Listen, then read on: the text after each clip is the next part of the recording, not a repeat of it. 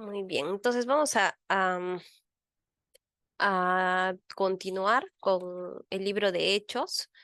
Nos quedamos la semana pasada en Hechos, creo que terminamos todo Hechos 10, así es que nos toca hoy hacer Hechos 11. Esperemos llegar 11, 12 y 13. Vamos a ver si podemos hacer 3 capítulos por lo menos hoy día. Y nada, vamos a iniciar en oración para que Dios nos ayude a prepararnos. Padre amado, gracias te damos, Señor, por este día. Gracias porque podemos aprender un poquito cada día más de ti. Sabemos que no somos perfectos. A veces no podemos entender todo en, en el contexto tan amplio que tú a veces explicas la escritura, Señor, pero intentamos hacerlo. Haz que el Espíritu Santo pueda decirnos en nuestro corazón qué es lo que tú quieres para cada uno de nosotros. Y te pedimos que en tu infinita misericordia nos dejes ver tu, tu verdad, la, la verdad, Señor, que es la que nos hará libres para siempre. Todo esto te lo pedimos y te damos gracias en el nombre de tu Hijo amado, nuestro Salvador, el Señor Jesús. Amén. Muy bien. Entonces, vamos a ver am, el capítulo 11, ¿sí? Y vamos a leer un poquito esta parte, informe de Pedro a la iglesia en Jerusalén. Nos quedamos en que Pedro había ido a la casa de un soldado romano, ¿no? De un centurión romano que se llama Cornelio, ¿no? Que es prácticamente el primer gentil. Ya dijimos que esa palabra la íbamos a usar otras veces. Gentil quiere decir un no judío convertido que ha recibido al Espíritu Santo, él y su familia, y que han podido hacer las cosas que el Espíritu Santo ha hecho en los judíos, como por ejemplo hablar en lenguas y hacer milagros. Entonces, esto dijimos la vez pasada que era muy importante porque los judíos eh, pensaban que como pueblo y como herencia, ellos tenían solamente la capacidad de poder tener para ellos un Mesías, ¿no? En este caso, no un Mesías como lo vemos nosotros, ¿no? Un Mesías salvador de espíritu, sino un Mesías rey. Y ellos acá pueden darse cuenta recién de esto cuando pasa esto con Pedro y Cornelio y toda su familia reciben al Espíritu Santo. Y bueno, eso es realmente para nosotros alentador, porque nosotros somos gentiles, no somos judíos, y nosotros somos como esos Cornelios que por misericordia de Dios hemos podido acceder a este regalo precioso que Él nos da, ¿no? Entonces, en el capítulo 11 nosotros vamos a ver cómo Pedro tiene que informar esto a la iglesia en Jerusalén, porque ahorita se están dando cuenta que estamos en otra área, ¿no? En otro sitio, es un lugar que se llama Cesarea, ¿sí? Porque se acuerdan que a Pedro lo mandaron a resucitar, ¿no? A una fiel, a una discípula que había enfermado y murió en esa área de Jope que quedaba cerca a Cesarea. Y entonces, Dios lo acercó para que él pueda ir a este sitio y proclamar a Cristo entre esta gente romana, ¿no? Entonces dice, oyeron los apóstoles, Hechos 11, oyeron los apóstoles y los hermanos que estaban en Judea, ¿no? Que también los gentiles habían recibido la palabra de Dios. Y cuando Pedro subió a Jerusalén, ¿no? O sea, a Jerusalén, a la capital, disputaban con él los que eran de la circuncisión, diciendo, ¿por qué has entrado en casa de hombres incircuncisos y has comido con ellos? ¿Se acuerdan que les comentaba yo en algún momento que un judío no puede entrar a la casa de un romano, ¿no? Porque en esta pureza que ellos tienen del espíritu, ¿no? En sus leyes está que ellos no pueden hacer eso. Y por eso es que a Pedro se le da esa imagen en el capítulo anterior, en la que dice, tú no llames a inmundo a lo que yo he limpiado, le dice Dios, ¿no? O sea, tú no puedes decir una cosa que yo he hecho ya y he limpiado y te estoy diciendo que esto es así, ¿no? Entonces, yo quiero que entendamos un poco quiénes son estos que eran de la circuncisión. Y vamos a ver esa palabra hoy día. La circuncisión es un procedimiento que se hace a los niños judíos en una edad determinada, que es que les cortan el prepucio, ¿ya? Que es la parte del prepucio del prepucio del pene que envuelve al glande. Es como un pedazo de carne, ¿sí? Y entonces eso se lo cortan a los niños y lo hacen todos los judíos. Es por tradición que se hace. Y las personas que se volvían judías, o sea, que creían en el Dios de Jacob y que judaizaban, o sea, que iban a hacer todas las leyes judías, a pesar de que no sean judíos, porque eso también había en ese tiempo, ellos tenían que someterse a este procedimiento, así sean adultos, ¿sí? Entonces, a eso se les llama, cl- a eso se le llama la circuncisión. Es como una especie de pacto, ¿sí? Entonces, y dice, y cuando Pedro subió a Jerusalén, disputaban con él, o sea, le estaban recriminando los que eran de la circuncisión, ¿no? Entonces, y es muy importante que sepamos esto de la circuncisión. eh, ¿Por qué? Porque ¿quiénes eran, o sea, por qué enfatiza esa palabra, ¿no? Los de la circuncisión son ah, los que son estas personas que son judaizantes, pero que tratan de guardar las tradiciones de los ancianos, o sea, las tradiciones rabínicas, incluso que no están escritas.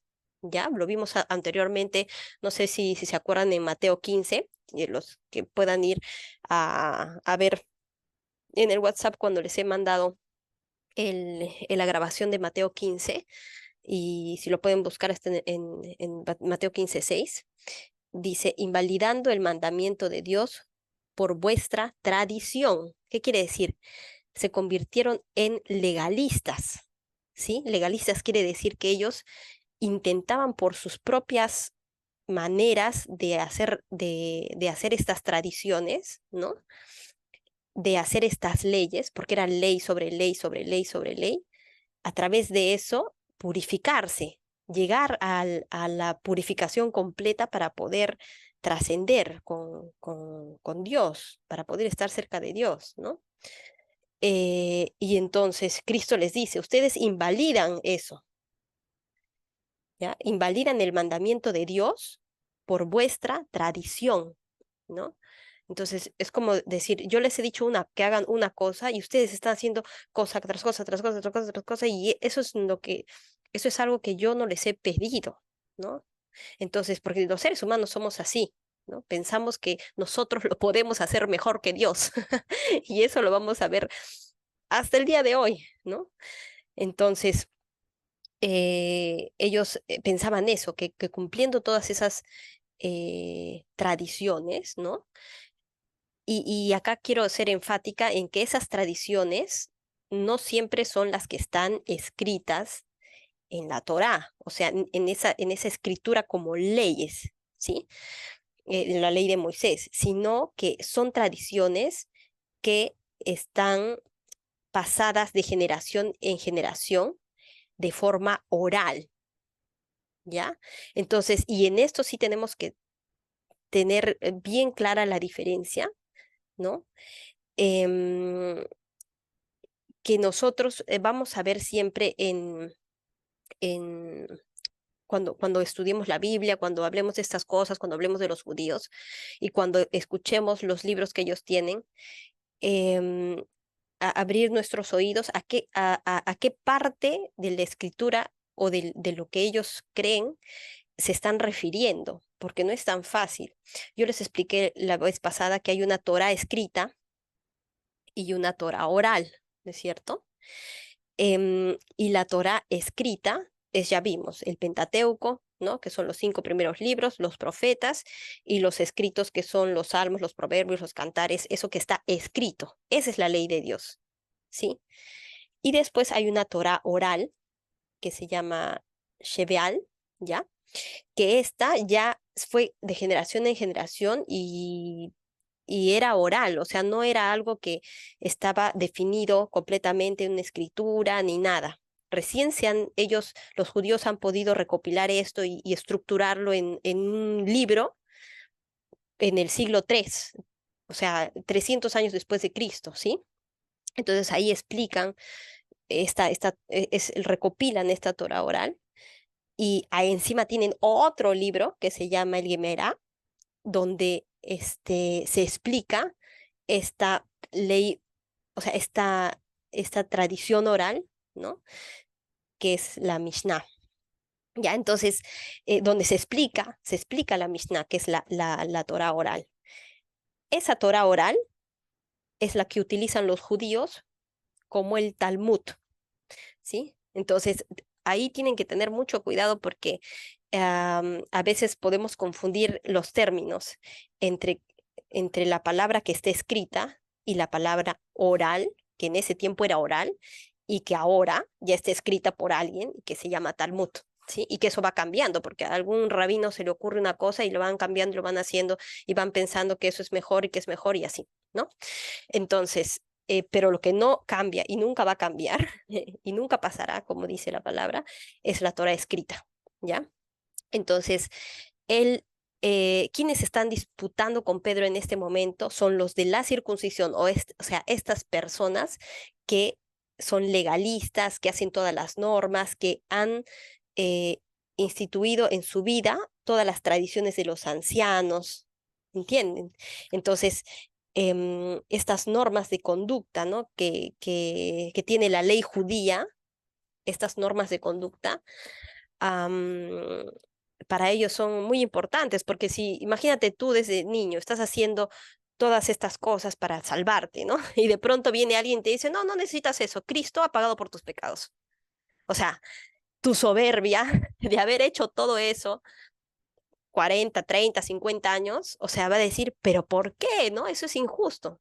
Claro, es injusto para ti, pero tú no puedes tener la capacidad de Dios, que es toda justicia, de decir quién es salvo y quién no. Entonces, a eso se refiere con esto, ¿no? No, tú no vas a poder hacerlo con tus propias fuerzas, con tus propios medios. Es Cristo quien ha pagado por eso. Y acá está claramente que desde el principio de la iglesia eso es así. Entonces Pedro se empieza a discutir con ellos, ¿no? Vamos a ir a Hechos 11:16. ¿Y qué pasó? Dice, entonces me acordé de lo dicho por el Señor. Allá. Bueno, pues acá termina de contarles, ¿no? Y cuando comencé a hablar, cayó el Espíritu Santo sobre ellos también, como sobre nosotros al principio, ¿no? Les contó toda la historia y eso les dijo al final, ¿no? A estas personas. Entonces, dice, mira, me acordé de lo dicho por el Señor Jesús, cuando dijo, Juan ciertamente bautizó en agua, mas vosotros seréis bautizados en el Espíritu Santo. 17. Si Dios, pues, les concedió también el mismo don que a nosotros que hemos creído en el Señor Jesucristo, ¿quién era yo que pudiese estorbar a Dios? Completamente lógico, ¿no? Un hombre no va a estorbar a Dios jamás. Y Pedro, estoy seguro que él es el último que quisiera estorbar a Dios, ¿no? Entonces, oídas estas cosas, callaron y glorificaron a Dios diciendo, escuchen esto, ¿ah?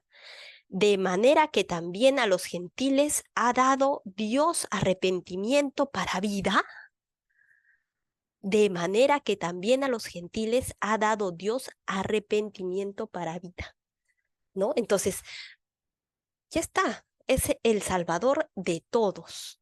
Y acá yo creo que mientras yo leía esto, encontraba unas cosas y, o sea, de repente hay cosas que sí yo he estudiado, pero hay cosas que se van revelando, ¿no? A tus ojos, a lo que está, a lo que el Espíritu Santo te dice qué es lo que debes ver, ¿no? En la Escritura. Y para mí fue algo tan, esta palabra arrepentimiento para vida, ¿no? Pero miren, ¿qué dice? De manera que también a los gentiles ha dado Dios arrepentimiento para vida. Entonces, Dios es el que te da el arrepentimiento para vida. Entonces, ¿qué es lo que te ofrece Dios siempre? El arrepentimiento, ¿no?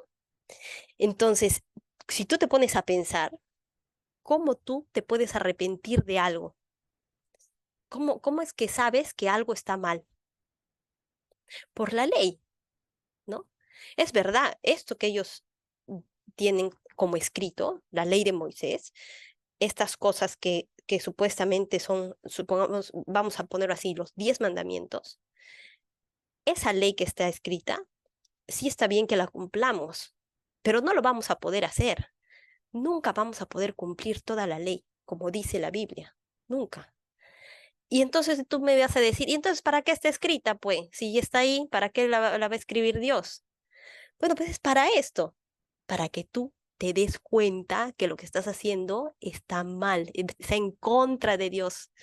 ¿No? Es el coquito que yo les decía, que a veces Dios nos dice, nos va diciendo las cosas así de a poquitos, porque nuestra mente no puede hacerlo como humanos, ¿no? Eso se tiene que discernir de una forma más espiritual.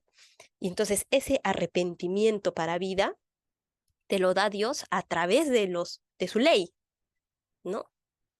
Por eso es que Cristo dice, yo no he venido a abrogar la ley, yo no he venido a eliminar la ley está ahí porque con eso tú sabes que estás haciendo algo malo y te vas a arrepentir. Y es el primer paso, el arrepentimiento es el primer paso para que tú puedas iniciar, ¿qué cosa? El, el, la decisión de decir si puedes, si puedes realmente tú con todo lo que haces estar con Dios o no, ¿no? O sea, ahí esto va a hacer que tú sientas que eres autosuficiente, ¿no? O sea, que realmente no te arrepientes, ¿no? O que te arrepientes así como Judas, ¿no? Que se arrepintió, claro, se arrepintió como humano, se arrepintió que lo iban a matar a su amigo, se arrepintió que ese evento ocurriera con Jesús, se arrepintió, dice, ¿no? Pero en la decisión, ¿qué pasó? Él no pidió perdón a Dios. Él no se dio, o sea, él no creía que Dios estaba ahí. Él no creía en Dios, realmente. Porque si lo hubiera que realmente creído, le hubiera pedido perdón, como David, ¿no? Entonces, tú puedes darte cuenta que el arrepentimiento lo que te hace es decidir, ¿no? Decidir a quién vas a pedir el perdón. Claro, todos tenemos que pedir perdón cuando hacemos algo malo a alguien, ¿no? Pero me refiero a que ese perdón es solamente para esa persona, es solamente perdonarte a ti, ¿no? Hay gente que no puede ni siquiera hacer, se arrepiente y, y entonces, ¿qué hace? Se autoinflige, se autolesiona, ¿no? Te puedes hacer daño de muchas maneras, no solamente cortándote, ¿no? Te puedes hacer daño comiendo, por ejemplo, ¿no? Comiendo un montón, ¿no? O comiendo cosas que no te favorecen, fumando, por ejemplo, ¿no? Entonces te autoeliminas, de alguna forma te arrepientes y es tu cuerpo, es como tú mismo haces eso para ti, ¿no?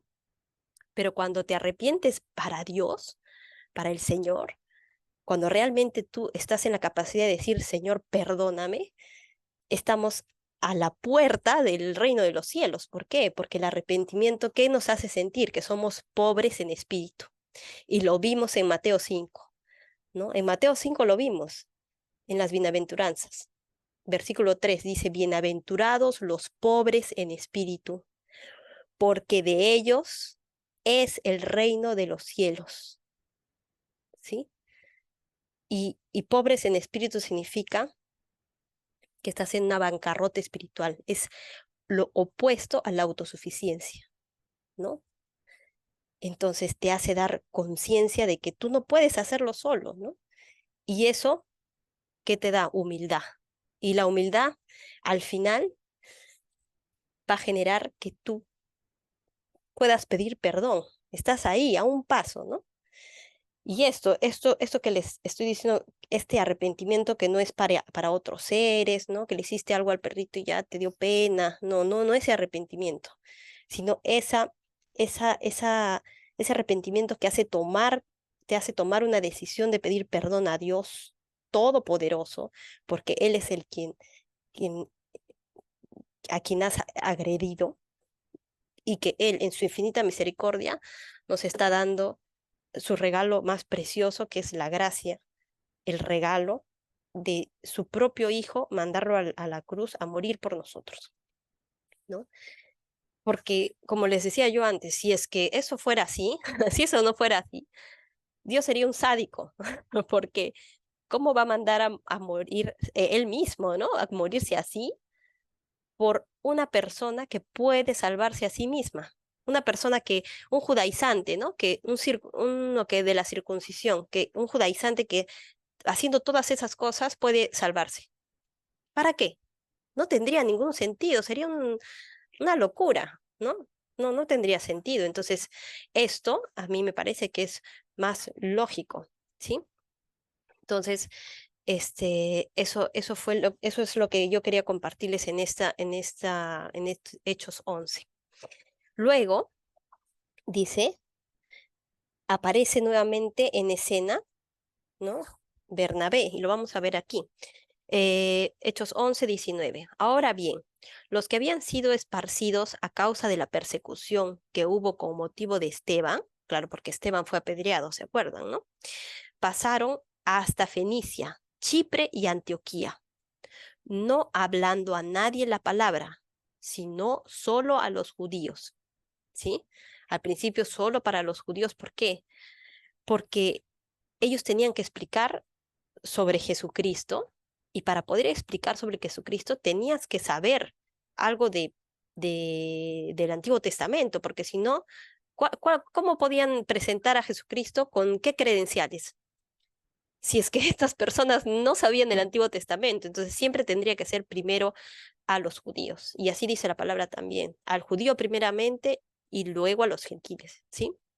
Pero había entre ellos unos varones de Chipre y de Cirene, ¿no? Que ellos no eran judíos, los cuales cuando entraron en Antioquía, hablaron también a los griegos anunciando el evangelio del Señor Jesús, ¿no? Entonces, y esto es importante, ¿por qué? Porque a veces, cuando yo pienso que las personas judías pueden explicarlo mejor de su percepción judía de qué cosa es el Mesías, pero estas personas que no son judíos o que de repente son judíos que han vivido en una zona donde la gente no es judía, saben cómo son las costumbres, saben cómo pueden explicar sobre Jesucristo y que realmente esta gente pueda creer. Y yo pienso que eso pasó así, ¿no?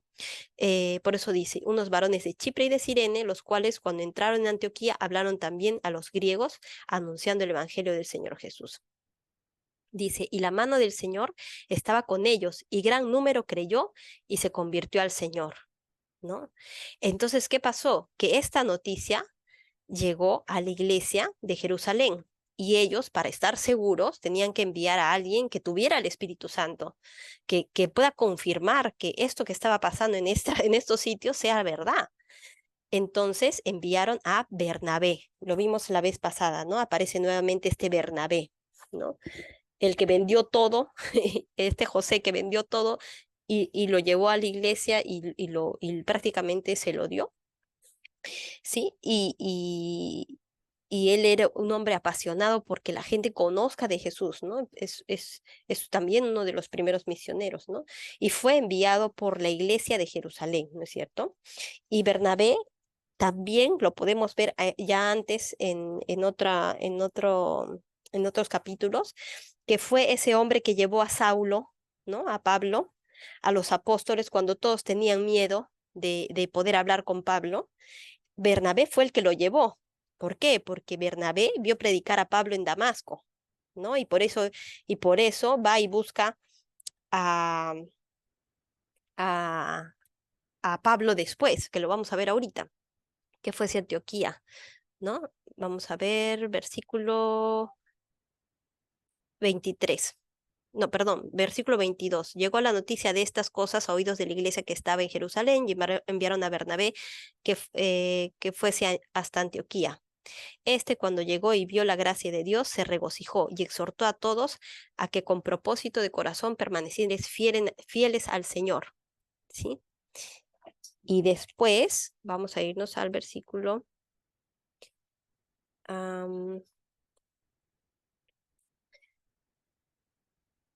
Allá. Y después,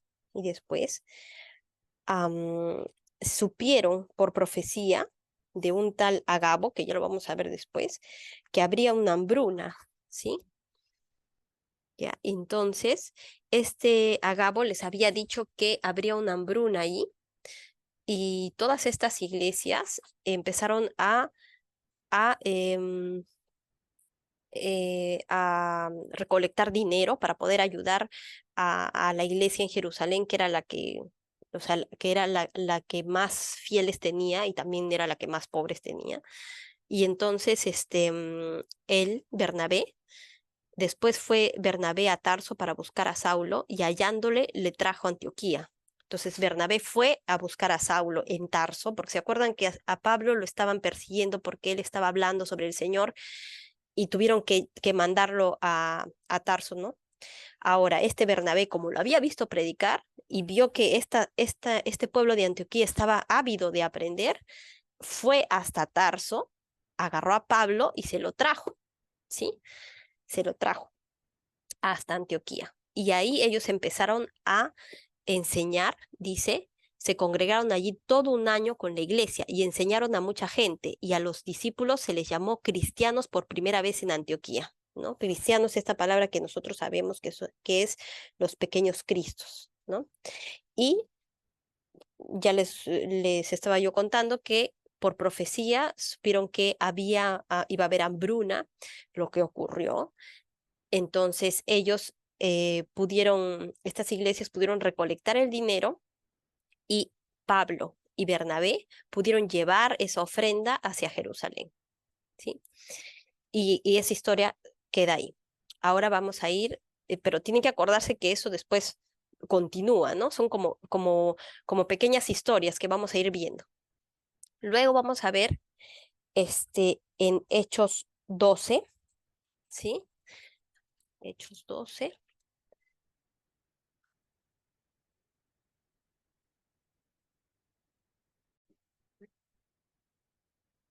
Hechos 12.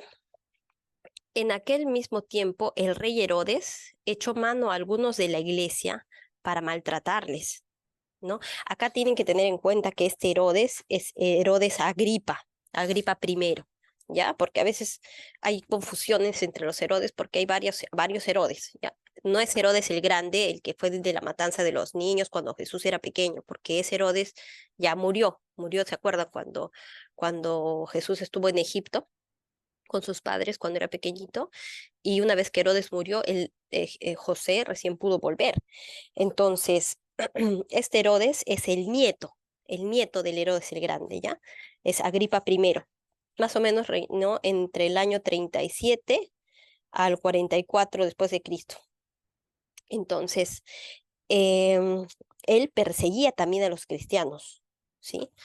Y mató a espada a Jacobo, ¿ya? Este es el primer apóstol que murió, ¿sí? No me refiero el primer mártir de la iglesia es Esteban porque lo apedrearon y él era un diácono de la iglesia, ¿no? Que había sido escogido, que tenía el Espíritu Santo, pero él no era un apóstol, era un diácono, sí, sí que hablaba y todo, era Esteban, pero este Jacobo es el hermano de Juan, aquí lo dice, y mató a espada a Jacobo, hermano de Juan, ¿sí? Y entonces él es el primer apóstol que murió, ¿no? Y viendo que esto había agradado a los judíos, procedió a prender también a Pedro, ¿sí? Entonces, eh, a esta población, como a esta población, claro, habían esta parte judía tradicional que de alguna forma creyó en Cristo, tenía el Espíritu Santo y como hemos podido ver, ellos pudieron entenderlo, pero hay otra parte judía legalista que está en todas estas cosas de la ley judaica, que no creían y esto iba en contra de todo lo que ellos hacían, ¿ya? Entonces, estos judíos estaban muy molestos, ¿no? Muy molestos porque eh, eh, era ir en contra de todas las cosas que ellos hacían, como los fariseos cuando mataron a Jesús. Entonces, este Herodes, para congraciarse con ellos, manda apresar a algunas, mata a espada a Jacobo y manda apresar a Pedro, ¿ya? Y quiero que leamos esta historia.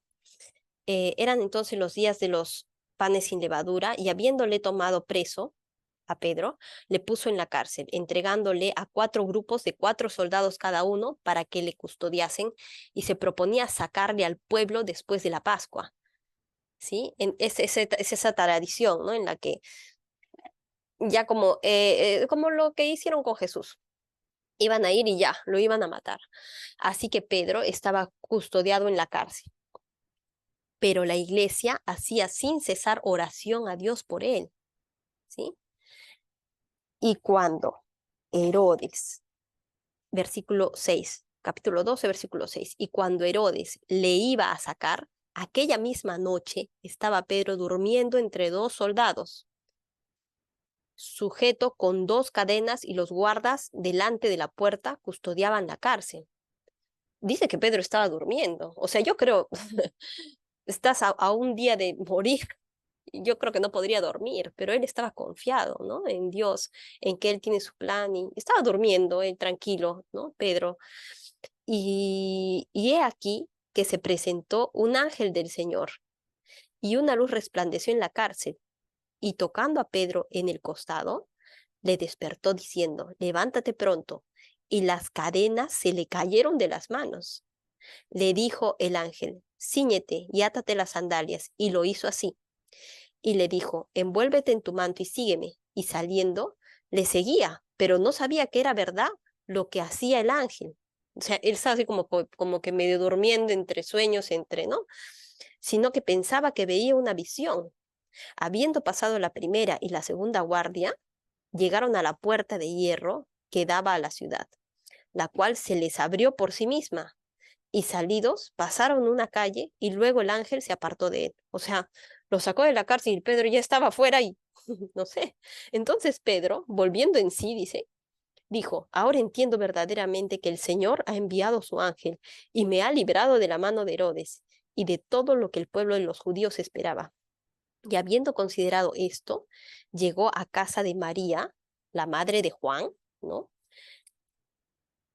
El que tenía por sobrenombre Marcos, ¿ya? O sea, de Juan Marcos, no de Juan, el hermano de Jacobo, ¿ya? Este de Juan Marcos. Ese Juan Marcos es el primo, el primo de Bernabé, ¿ya? Para que lo tengan en cuenta, porque después eso va a ser importante, es su primo, donde muchos estaban reunidos orando. Cuando llamó Pedro a la puerta, versículo 13, cuando llamó Pedro a la puerta del patio, salió a escuchar una muchacha llamada Rode, la cual, cuando reconoció la voz de Pedro, de gozo no abrió la puerta, sino que corriendo adentro dio la nueva de que Pedro estaba a la puerta. O sea, está en la puerta, ¿quién es? Y Pedro dice, soy yo. Y ella, ¡ah! Se va de regreso corriendo a la casa, ni siquiera le abrió la puerta porque estaba asustadísima, pues, ¿no? Entonces, y ellos le dijeron, ¿estás loca? Pero ella aseguraba que así era. Entonces ellos decían, es su ángel, ¿ya? ¿Qué quiere decir esto es su ángel? Es una tradición judía, una creencia judía que dice que cada uno tiene su propio ángel de la guarda y que a veces en algunas ocasiones él te puede liberar o puede incluso tomar tu forma para cuidarte. Ya de repente de ahí viene nuestra, también tradición de nuestro ángel de la guarda, pero bueno, pues es una tradición, no dice nada en la Biblia sobre esto, pero dice de su ángel, ¿no? Esa es la expresión que ellos usaron. Mas Pedro persistía en llamar, y cuando abrieron y le vieron, se quedaron atónitos, ¿sí? Pero él, haciéndoles con la mano señal de que callasen, les contó cómo el Señor le había sacado de la cárcel y dijo, haced saber esto a Jacobo y a los hermanos.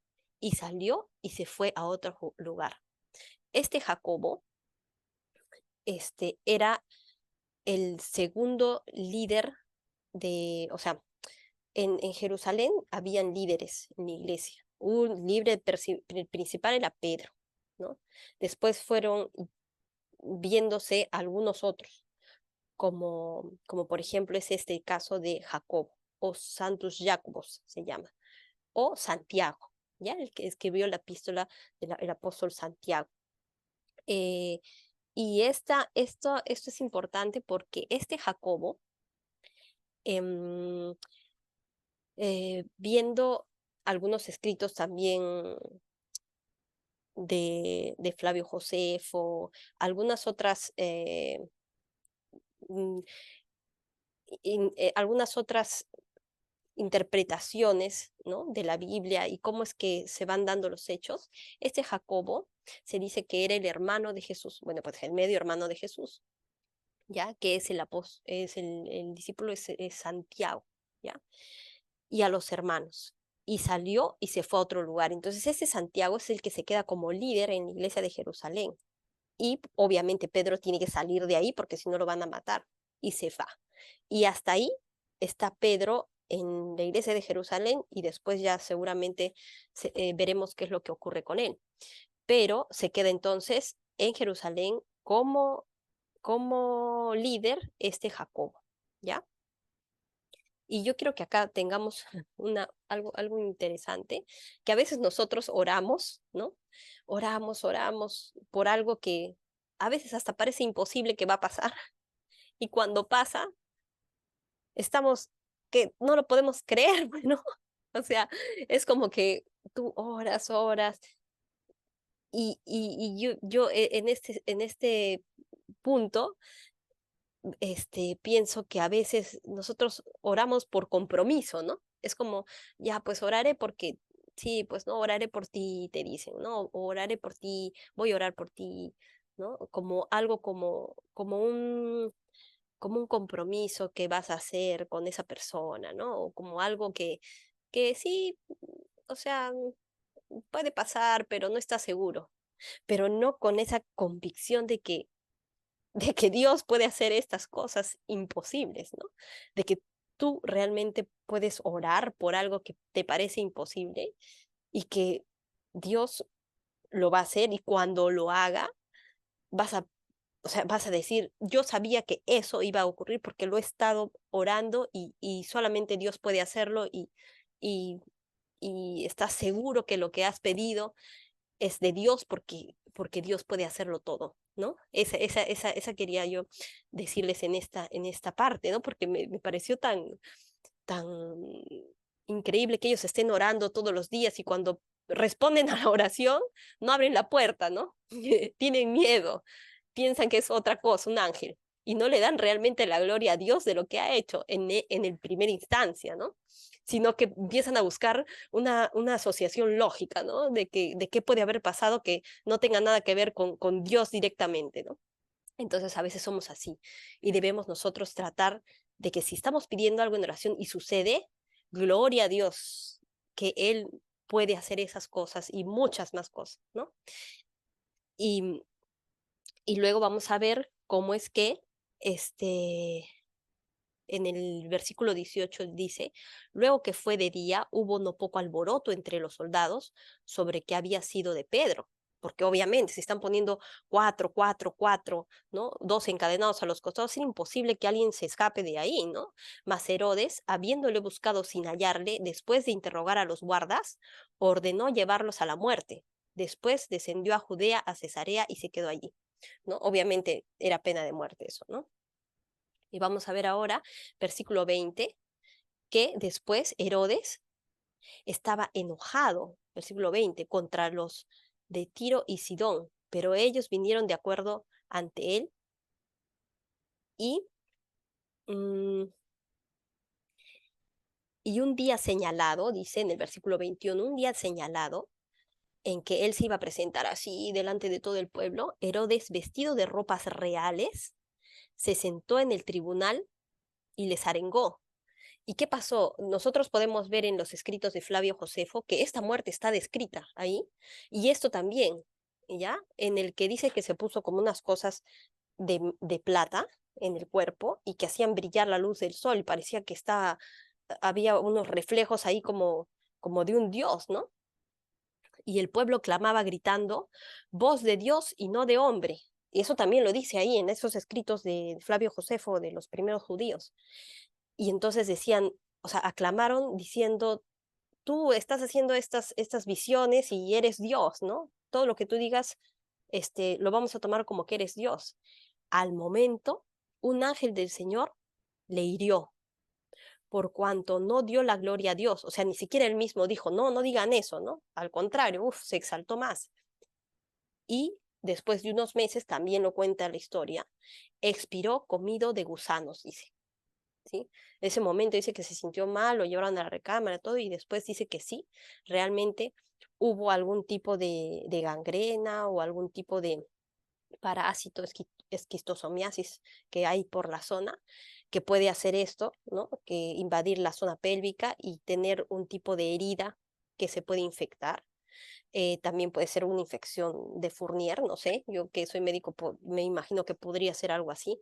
Y claro, puede haber una cosa que se llama miasis, que es cuando las moscas ponen sus huevitos en las heridas y nada, los gusanos salen. O sea, esto que dice, y expiró comido de gusanos, porque tú dices, ¿cómo va a comer, o sea, morirse por comido de gusanos? Es verdad, ¿ya? Para que sepan que la Biblia no miente, ¿sí? Y puede ser que haya así estado con esas heridas y los gusanos brotaban por ahí y realmente morirse de eso por una infección es factible, ¿ya? Dice, pero la palabra del Señor crecía y se multiplicaba, y Bernabé y Saulo, cumplido su servicio, volvieron a Jerusalén, llevando también consigo a Juan, el que tenía por sobrenombre Marcos, ¿sí? Entonces ahí es Juan Marcos, ¿no? Juan Marcos, el primo de Bernabé y Saulo, se volvieron a Jerusalén. Listo. Y yo pienso que nos falta este pedacito, ¿no? Nos falta el capítulo 13.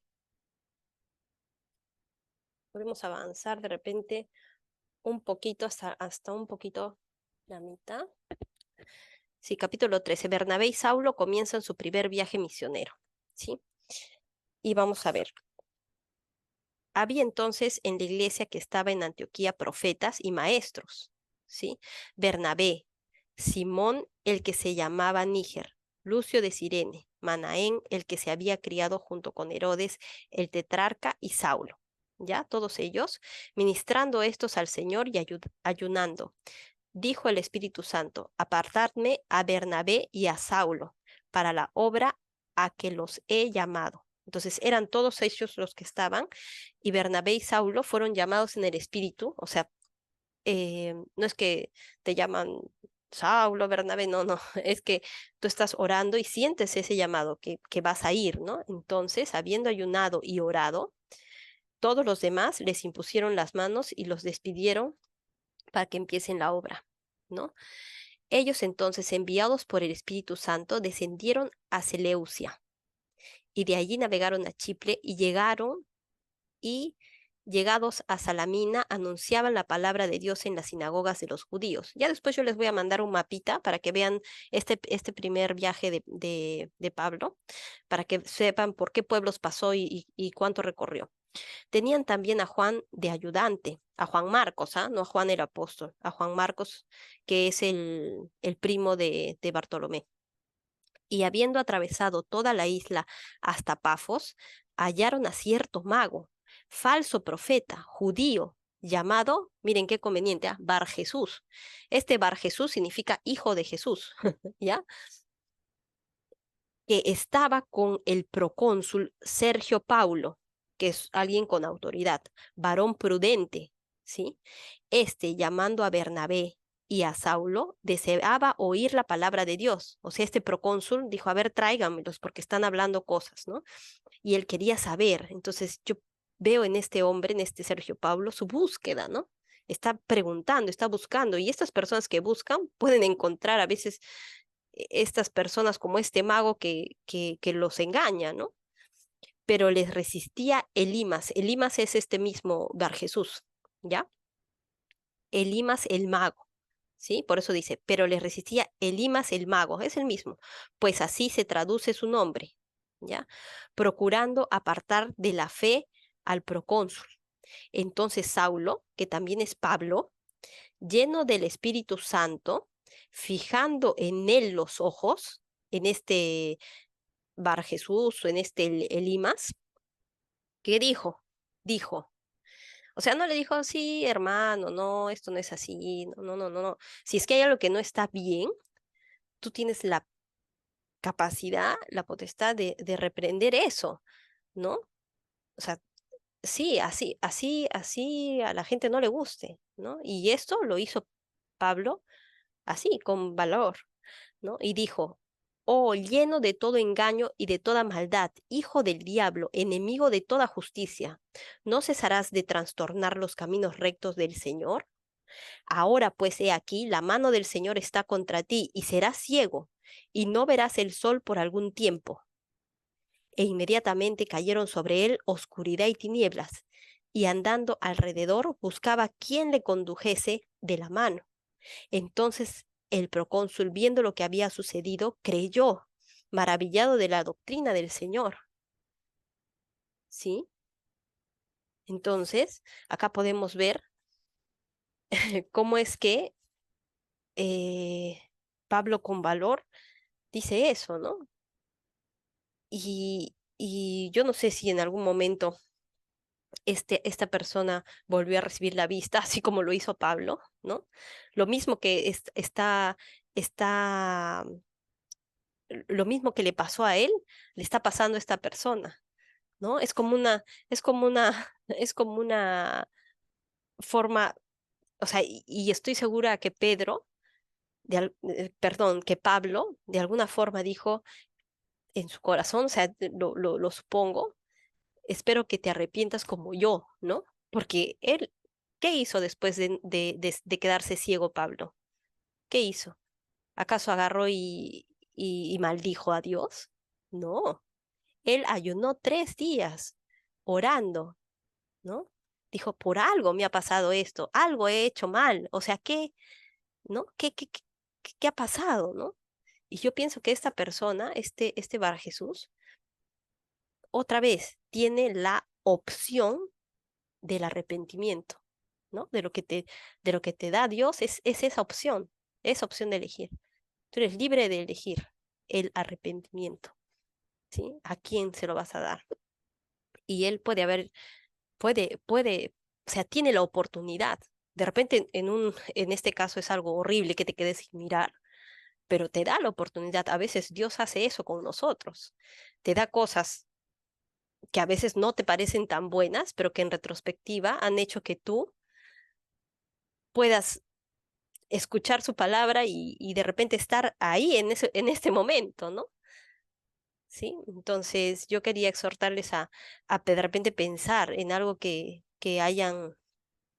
les haya sucedido malo, pero que haya podido Dios utilizar para poder estar aquí, en esta situación en la que ahora están escuchando sobre la palabra de Dios, en que han podido voltear y, y, y de alguna forma decir, bueno, ya, estoy harta de todas estas cosas que pasan en el mundo, que quiero saber más. De Cristo, de Dios, necesito leer, aprender, ¿no? Esas situaciones que a veces nosotros decimos que son malas y que a veces Dios las usa para sus propósitos eternos, ¿no? Muy bien, entonces creo que hemos llegado hasta ahí, hasta la mitad del 13. Continuaremos la siguiente semana. Espero avanzar un poco más rápido, sino que a veces este, hay cosas que me llaman la atención y como ya lo hemos visto, hemos visto cosas en Mateo, ya yo las puedo entender mejor. Y entonces, nada, me gusta que de repente ustedes también puedan entenderlas como las estoy pudiendo comprender ahora, ¿no? Y le doy gracias a Dios por eso y por esa oportunidad. Entonces vamos a cerrar en oración. Amado Padre, gracias Señor por todas tus bendiciones, Padre mío. Esto para nosotros es una bendición poder tener este tiempo pequeñito en la semana, Señor, que de repente nosotros podamos hacerlo crecer durante los días, porque a través de esto que venimos estudiando, que venimos aprendiendo, Señor, podemos conocerte mejor, saber tu voluntad y de repente este espacio pequeño que nosotros tenemos en la semana, poder hacerlo un poco más grande cada día. De repente no, de repente si no es en tu palabra específicamente, puede hacer con oración, Señor, a través de comunicarnos contigo de esta manera, Señor, ver qué es lo que quieres para nosotros, en qué nos exhortas, qué estamos haciendo mal, Señor. Ayúdanos a ser humildes, a, a poder decidir con el arrepentimiento que tú nos das el camino correcto, Padre amado. Todo esto te lo pedimos en el nombre de tu Hijo amado, nuestro Señor Jesús. Amén.